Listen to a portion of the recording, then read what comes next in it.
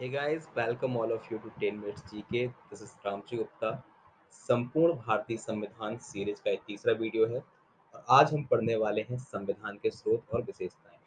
दोस्तों, वीडियो शुरू करने से पहले एक आपसे रिक्वेस्ट है कि आप सभी लोग जब वीडियो देख लेते हैं तो प्लीज़ उसको शेयर जरूर करिए। वीडियो के नीचे एक शेयर का बटन रहता है, उसमें क्लिक करके जो भी आपके दोस्त मित्र हैं उनको आप व्हाट्सएप पर अपनी ये लिंक शेयर करिए ताकि ज़्यादा से ज़्यादा लोग इसको देख सकें और बहुत सारे लोग के पास ये वीडियो पहुंच सके। तो दोस्तों, स्टार्ट करेंगे हम अपने आज के लेक्चर से। सबसे पहले हम बात कर लेते हैं जो भारतीय संविधान की कुछ विशेषताएं हैं। तो वो विशेषताएं कहाँ से ली गई हैं, यानी कि भारतीय संविधान के विदेशी स्रोत कौन कौन से हैं। तो हम एक एक करके एक चीज देखेंगे कि कौन से देश से क्या क्या चीजें ली गई हैं। सबसे पहले हम आते हैं ब्रिटेन यानी कि इंग्लैंड यानी कि यूके यूनाइटेड किंगडम की तरफ। तो यहाँ से जो सबसे इम्पोर्टेंट चीज ली गई है वो है संसदीय शासन प्रणाली। अभी स्क्रीन पे जो आपको नाम दिखाई दे रहे हैं, इन नामों को आपको याद करना है। जिन भी शब्दों का आप मतलब नहीं जानते हैं, थोड़ी देर के बाद इसी वीडियो में आपको उन सभी शब्दों का अर्थ मैं डिस्क्राइब करके एक सही तरीके से बताने की कोशिश करूंगा। तो संसदीय शासन प्रणाली कहाँ से ली गई है? ब्रिटेन से। इसके अलावा विधि निर्माण प्रक्रिया यानी कि प्रोसेस ऑफ लॉ मेकिंग, ठीक है, या फिर विधि का शासन, ये कहाँ से लिया गया है? ये भी ब्रिटेन से लिया गया है। एकल नागरिकता की जो व्यवस्था होती है वो भी ब्रिटेन से ली गई है। संसद के जो विशेषाधिकार होते हैं वो भी ब्रिटेन से लिए गए हैं। मंत्रिमंडल का लोकसभा और विधानसभाओं के प्रति सामूहिक रूप से जो उत्तरदायित्व होता है, जो रिस्पॉन्सिबिलिटी होती है, वो व्यवस्था भी ब्रिटेन से ली गई है। औपचारिक प्रधान के रूप में राष्ट्रपति, यानी भारत में जो राष्ट्रपति होते हैं वो औपचारिक प्रधान होते हैं, वो मुख्य प्रधान नहीं होते हैं, ठीक है। तो जो औपचारिकता वाली प्रधान उनको जो मिलती है वो कहाँ से ली गई है? वो ब्रिटेन से लिया गया है। तो ये सारी जो चीज़ें दिखाई दे रही हैं वो कहाँ से ली गई हैं? ब्रिटेन से। इसके अलावा बात करेंगे अमेरिका यानी कि यूएसए से क्या क्या लिया गया है। तो यहाँ पे जो सबसे इम्पोर्टेंट चीज़ है वो है मौलिक अधिकार यानी कि फंडामेंटल राइट्स। आपको जो फंडामेंटल राइट्स मिलते हैं 6 तरीके के, वो कहाँ से लिए गए हैं? वो मिले हैं अमेरिका से। इसके अलावा राष्ट्रपति और उपराष्ट्रपति का पद, ये कहाँ से लिया गया है? अमेरिका से। ध्यान से यहाँ पर एक चीज देख लीजिए, राष्ट्रपति का पद जो है वो कहीं से लिया नहीं गया है, यहाँ पर एक गलत लिखा हुआ है। ये ब्रिटेन के जो राष्ट्रपति होते हैं उनके समतुल्य माना गया है। तो यहाँ पे सही होगा, उपराष्ट्रपति का पद अमेरिका से लिया गया है। इसके अलावा स्वतंत्र एवं निष्पक्ष न्यायालय, जो हमारा जुडिशियल सिस्टम है, जो हमारी कोर्ट्स होते हैं, वो स्वतंत्र और निष्पक्ष तरीके से क्या करते हैं? अपने रिजल्ट्स देते हैं। तो ये प्रक्रिया भी अमेरिका से ली गई है। इसके अलावा न्यायिक पुनरावलोकन, जिसको हम जुडिशियल रिव्यू इंग्लिश में बोलते हैं, ये प्रक्रिया भी अमेरिका से ली गई है। सर्वोच्च न्यायालय का गठन और उसकी शक्तियां अमेरिका से ली गई हैं। संविधान की सर्वोच्चता अमेरिका से लिया गया है। और जो राष्ट्रपति को या किसी बड़े अधिकारी को हटाने की एक प्रक्रिया होती है जिसको हम बोलते हैं महाभियोग, ये प्रक्रिया भी अमेरिका से ली गई है। वित्तीय आपातकाल, जो आज तक भारत में कभी लगा नहीं है। 3 तरीके के आपातकाल होते हैं जिसमें से एक होता है अनुच्छेद 360 में आता है वित्तीय आपातकाल यानी कि फाइनेंशियल इमरजेंसी। ये व्यवस्था अमेरिका से ली गई है। बात करेंगे कनाडा से। तो कनाडा से लिया गया है संघात्मक शासन व्यवस्था, जिसको इंग्लिश में बोलते हैं क्वाजी फेडरल सिस्टम। संघ और एकात्मक शासन को मिलाकर के बनती है संघात्मक शासन व्यवस्था, और ये लिया गया है कनाडा से। इसके अलावा केंद्र और राज्य के बीच शक्तियों का विभाजन, एक होती है संघ सूची और राष्ट्र सूची, ये व्यवस्था कनाडा से ली गई है। ओवरऑल मैं दूसरे शब्दों में कहूँ तो संघात्मक शासन व्यवस्था के अंतर्गत ही आता है शक्तियों का विभाजन। बात करेंगे आयरलैंड से। तो आयरलैंड से लिया गया है राज्य के नीति निर्देशक तत्व यानी कि directive principle of state policy. ये चीज कहाँ से ली गई है? आयरलैंड से। राष्ट्रपति के चुनाव की प्रक्रिया, राष्ट्रपति को किस तरीके से चुना जाता है, उसकी जो प्रक्रिया होती है वो ली गई है आयरलैंड से। राष्ट्रपति द्वारा राज्यसभा में 12 सदस्यों का मनोनयन, राष्ट्रपति को ये पावर होती है कि जो राज्यसभा है उसमें 12 सदस्यों को, मतलब 12 मेंबर्स को वो मनोनीत कर सकते हैं, उनको नॉमिनेट कर सकते हैं। तो ये जो पावर है ये कहाँ से ली गई है? तो ये चीज़ ली गई है आयरलैंड से। इसके अलावा बात करेंगे जर्मनी, तो जर्मनी से जो आपात के उपबंध होते हैं, भारत में जो आपातकालीन शक्तियों की पावर है, वो चीज़ लिए गए हैं जर्मनी से। इसके अलावा बात करेंगे सोवियत संघ यानी कि रूस की बात किया जा रहा है, जिसको पहले यूएसएसआर कहा जाता था, वहाँ से लिए गए हैं हमारे जो मौलिक अधिकार हैं, फंडामेंटल जो हमारे ड्यूटीज़ जो फंडामेंटल ड्यूटीज़ होती हैं वो ली गई हैं रूसिया से। इसके अलावा भारत में पहले पंचवर्षीय योजनाएँ चला करती थी। 5 इयर्स जो प्लान की जो व्यवस्था थी वो भी रूस से ली गई थी। फ्रांस देश से लिया गया है गणतंत्रात्मक शासन व्यवस्था। क्या होती है गणतंत्रात्मक शासन व्यवस्था, मैं आपको आगे बताता हूँ। ऑस्ट्रेलिया से ली गई है समवर्ती सूची। समवर्ती सूची क्या होती है? 3 तरीके की सूचियाँ भारत को मिली हैं, जैसे कि एक राज्य सूची होती है, एक संघ सूची होती है, एक होती है समवर्ती सूची। ये ली गई है ऑस्ट्रेलिया से। प्रस्तावना में जो भाषा निहित है, भारत की जो प्रियम्बल है संविधान की, उसकी जो भाषा है वो भी ऑस्ट्रेलिया से ली गई है। दक्षिण अफ्रीका से बहुत इंपॉर्टेंट चीज़ लिया गया है, जिसको हम बोलते हैं संविधान संशोधन की प्रक्रिया। मतलब संविधान में यदि हम किसी भी तरीके का चेंज चाहते हैं, जिसको हम कॉन्स्टिट्यूशनल अमेंडमेंट बोलते हैं, तो वो जो प्रक्रिया है वो ली गई है दक्षिण अफ्रीका से। जापान से ली गई है कानून द्वारा स्थापित शब्दावली। तो ये सारी चीज़ें हैं जो भारतीय संविधान में विदेशों से जो चीज़ें ली गई हैं वो आपने स्क्रीन पे देख ली। अब इनमें से वो शब्द जो आपको समझ नहीं आ रहे थे और वो भारत के संविधान की विशेषताएँ हैं, उनको एक-एक करके हम यहाँ पर देखने की कोशिश करेंगे। संवैधानिक विशेषताएँ, स्पेशल फीचर्स ऑफ कॉन्स्टिट्यूशन। सबसे पहले चलते हैं हम संसदीय शासन प्रणाली की तरफ, जिसको इंग्लिश में बोलते हैं पार्लियामेंट्री सिस्टम। देखिए, दुनिया में 2 तरीके के लोकतंत्र होते हैं। लोकतंत्र क्या होता है? लोकतंत्र का एक पहले आपको मतलब बता देता हूँ, जिसको इंग्लिश में हम डेमोक्रेसी बोलते हैं। डेमोक्रेसी यानी कि लोकतंत्र वो होता है जब जनता के द्वारा कोई गवर्नमेंट चुनी जा रही हो और जनता के लिए ही चुनी जा रही हो, तो वो कहलाता है लोकतंत्र। लोकतंत्र का डीप मीनिंग मैं आपको थोड़ी देर बाद बताने की कोशिश करूँगा। फिलहाल आपको यहाँ पे समझना है कि संसदीय शासन प्रणाली क्या होती है। तो यहाँ पर देखेंगे, अप्रत्यक्ष लोकतंत्र के 2 हिस्से होते हैं। एक होता है अध्यक्षीय शासन प्रणाली यानी कि प्रेसिडेंशियल सिस्टम, एक होता है संसदीय शासन प्रणाली यानी कि पार्लियामेंट्री सिस्टम। अध्यक्षीय शासन प्रणाली वो होती है जहाँ पर जो मेन पावर होती है, जो हेड ऑफ द नेशन रहता है या हेड ऑफ द जो गवर्नमेंट रहता है, जो सरकार का प्रमुख व्यक्ति है, वो यदि उस देश का अध्यक्ष यानी कि वहाँ का राष्ट्रपति है, तो ऐसी व्यवस्था कहलाती है अध्यक्षीय शासन प्रणाली। इसका सबसे क्लासिक एग्जाम्पल यदि हम बोलेंगे तो वो कहलाएगा अमेरिका यानी कि यूएसए। यूएसए में आपको मालूम होगा वहाँ पे जो हेड रहते हैं वो वहाँ के राष्ट्रपति हैं यानी कि डोनाल्ड ट्रंप हैं। इसके अलावा बात करेंगे हम संसदीय शासन प्रणाली की।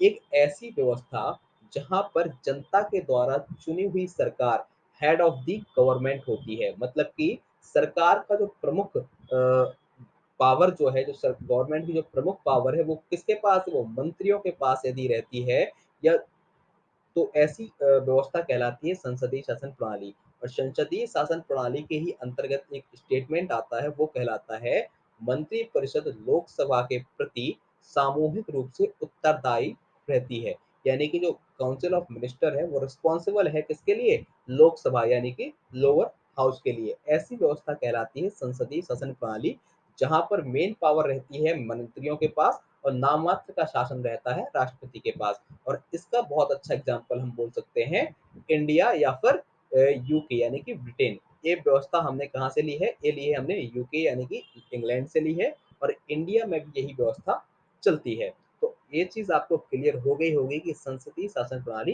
क्या होता है। इसके अलावा कुछ और विशेषताओं की तरफ हम चलेंगे। अगली व्यवस्था का नाम है एकल नागरिकता।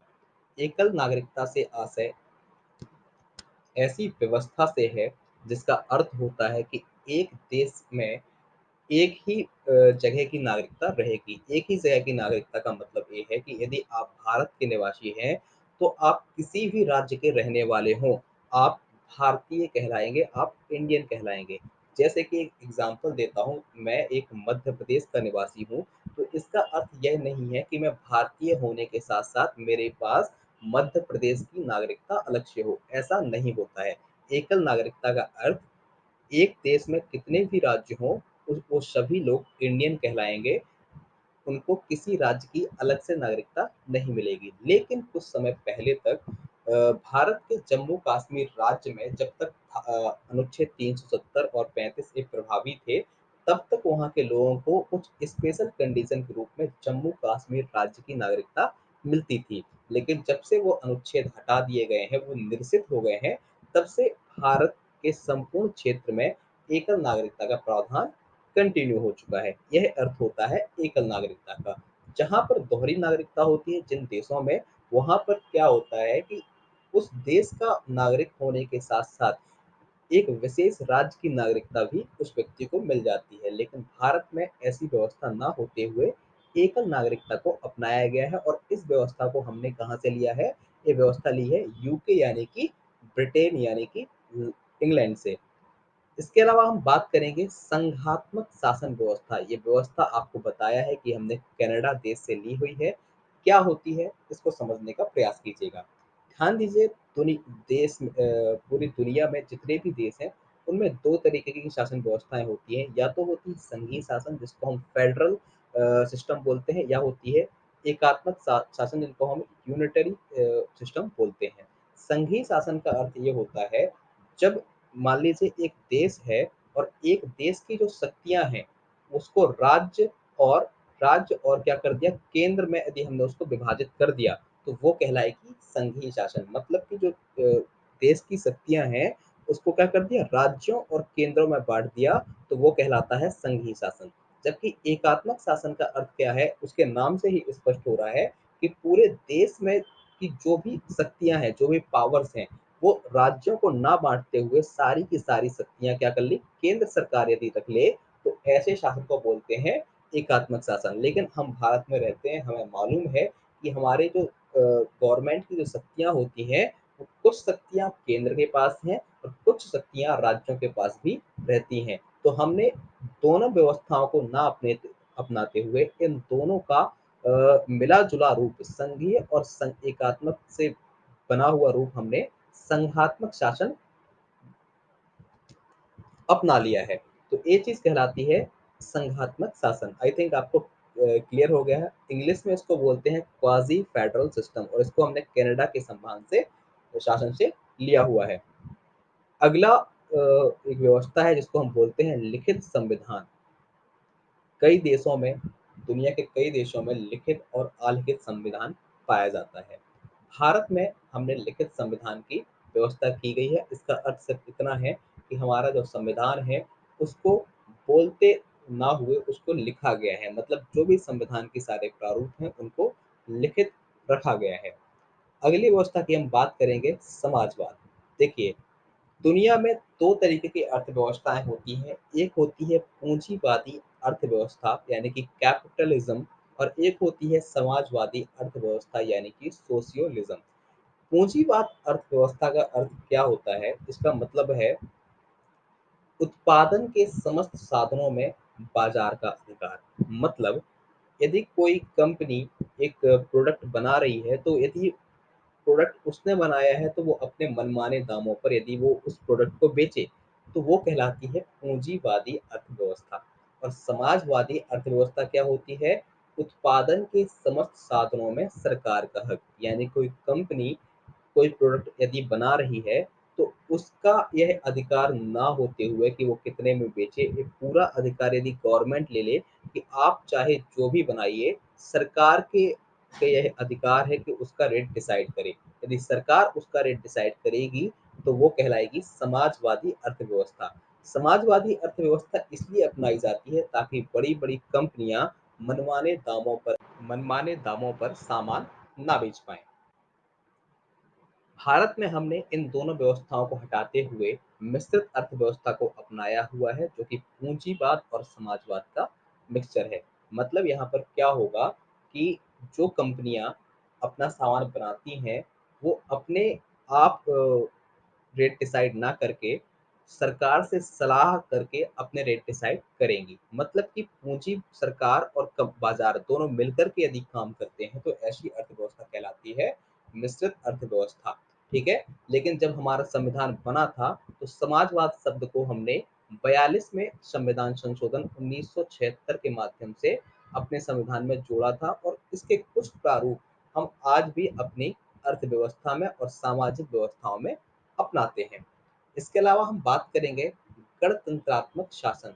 देखिए, गणतंत्रात्मक शासन को इंग्लिश में बोलते हैं रिपब्लिक सिस्टम।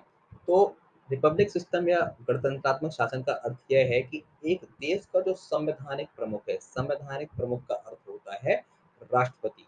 एक देश का जो राष्ट्रपति है वो वंशानुगत ना होकर के उसका हर कुछ सालों में चुनाव किया जाए, तो ऐसी व्यवस्था कहलाती है गणतंत्रात्मक शासन। इसको समझने के लिए एक बहुत अच्छा हमारे पास एग्जाम्पल है। यदि आप लोगों ने सुपर 30 एक मूवी देखी होगी ऋतिक रोशन की, तो उसमें बताया जाता है कि अब राजा का बेटा राजा नहीं बनेगा, राजा वही बनेगा जो राजा बनने के लायक होगा। इसका अर्थ यह है कि वंश से जो प्रथा चली आ रही थी, उस प्रथा को हटा करके हर कुछ सालों में राष्ट्रपति का चुनाव जहाँ पे किया जा रहा है, वो कहलाती है गणतंत्रात्मक व्यवस्था। इसको हमने लिया है फ्रांस देश के संविधान से। ये बात आप याद रखेंगे। दोस्तों, जिन लोगों ने 10 मिनट्स जीके को सब्सक्राइब नहीं किया है, तो प्लीज़ उसको सब्सक्राइब कीजिए। आगे हम एक शब्द की तरफ बढ़ेंगे जो हमारे संविधान की एक प्रमुख विशेषता है, जिसको हम बोलते हैं संप्रभुता या फिर सॉवरिटी। ठीक है, तो संप्रभुता शब्द का मतलब क्या है वो समझने की कोशिश करेंगे। संप्रभुता शब्द का अर्थ है सर्वोच्च या स्वतंत्र होना। भारत किसी भी विदेशी और आंतरिक शक्ति के नियंत्रण से पूर्णतः मुक्त संप्रभुता संपन्न राष्ट्र है। यह सीधे लोगों द्वारा चुने गए एक मुक्त सरकार द्वारा शासित है तथा यही सरकार कानून बनाकर लोगों पर शासन करती है। इसका एक हम साधारण मतलब समझते हैं। संप्रभुता का मतलब होता है अपने डिसीजन खुद लेना, किसी दूसरे पर आश्रित ना होना। हमारे आपने देखे होंगे, भारत सरकार को यदि कोई काम भारत में करना है, तो वो बिना किसी दूसरे देश की परमिशन लेकर के वो काम अपना करा सकती है। तो ये चीज़ होती है संप्रभुता। समाजवाद का क्या अर्थ होता है मैं आपको बता चुका हूँ, लेकिन यहाँ पर कुछ दूसरी बातें बताई जा रही हैं, वो भी हम समझने के प्रयास करेंगे। समाजवादी शब्द आपको बताया था कि 1976 में 42वें कॉन्स्टिट्यूशनल अमेंडमेंट के माध्यम से संविधान में जोड़ा गया था। यह अपने सभी नागरिकों के लिए सामाजिक और आर्थिक समानता सुनिश्चित करता है। जाति, रंग, नस्ल, लिंग, धर्म या भाषा के आधार पर कोई भेदभाव किए बिना सभी को बराबर का दर्जा और अवसर देता है। सरकार केवल कुछ लोगों के हाथों में धन जमा होने से रोकेगी तथा सभी नागरिकों को एक अच्छा जीवन स्तर प्रदान करने की कोशिश करेगी।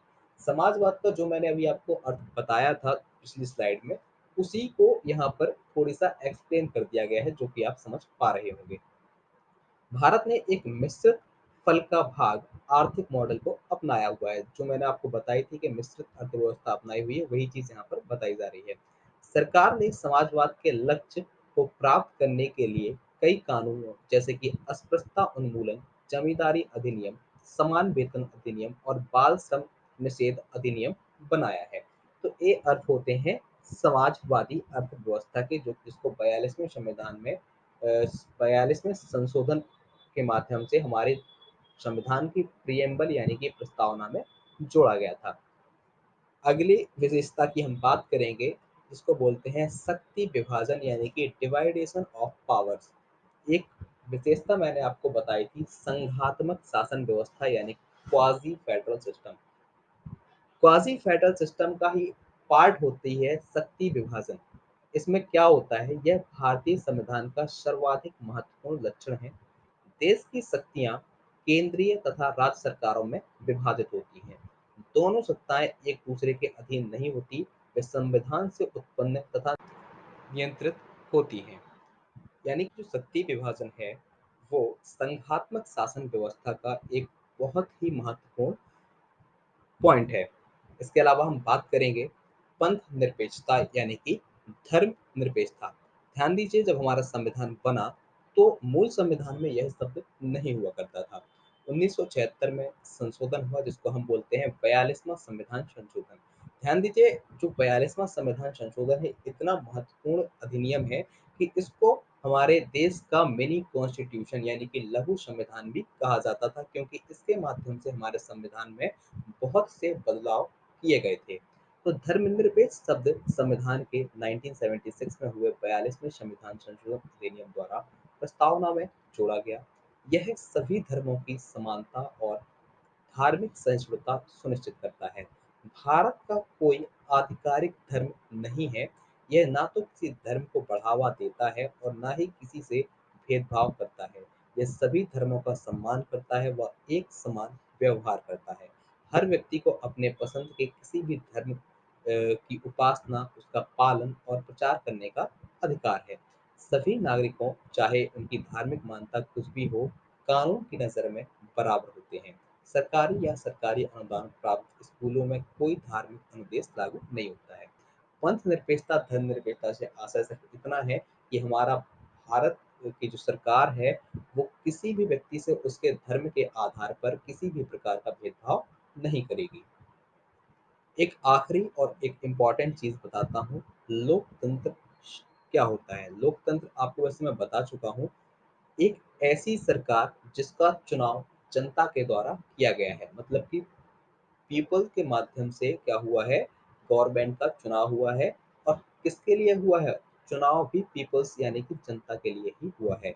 इसको दूसरे शब्दों में बोलते हैं, जनता के लिए, जनता के द्वारा चुनी गई सरकार कहलाता है लोकतंत्र। इसका दूसरा मेन भी समझ लेते हैं। भारत एक स्वतंत्र देश है। किसी भी जगह से वोट देने की आज़ादी, संसद में अनुसूचित सामाजिक समूहों और अनुसूचित जनजातियों को विशिष्ट सीटें आरक्षित की गई हैं। स्थानीय निकाय चुनाव में महिला उम्मीदवारों के लिए निश्चित अनुपात में सीटें आरक्षित की जाती हैं। सभी चुनावों में महिलाओं के लिए एक तिहाई सीटें आरक्षित करने का एक विधेयक लंबित है। हालांकि इसकी क्रियान्वयन कैसे होगा यह निश्चित नहीं है। भारत का चुनाव आयोग स्वतंत्र और निष्पक्ष चुनाव का क्रियान्वयन करता है।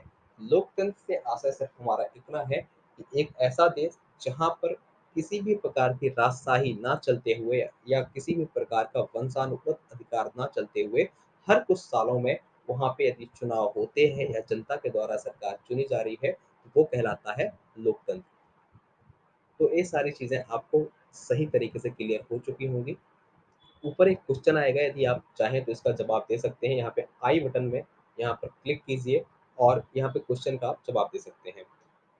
तो दोस्तों, ये सारी विशेषताएं हैं जो मैंने आपको यहाँ पे बताई हैं। यदि आपको ये समझ में आई हो तो प्लीज़ इस वीडियो को लाइक करिए, शेयर करिए, कमेंट करिए, अपने दोस्तों के साथ ज़्यादा से ज़्यादा शेयर करना है और हमारे चैनल 10 मिनट्स जीके को सब्सक्राइब करना है। दोस्तों, कल संडे होने के कारण कोई भी वीडियो अपलोड नहीं होगा। मंडे मॉर्निंग 6 AM पर वीडियो अपलोड होना शुरू हो जाएंगे। तो तब तक के लिए शुभ रात्रि।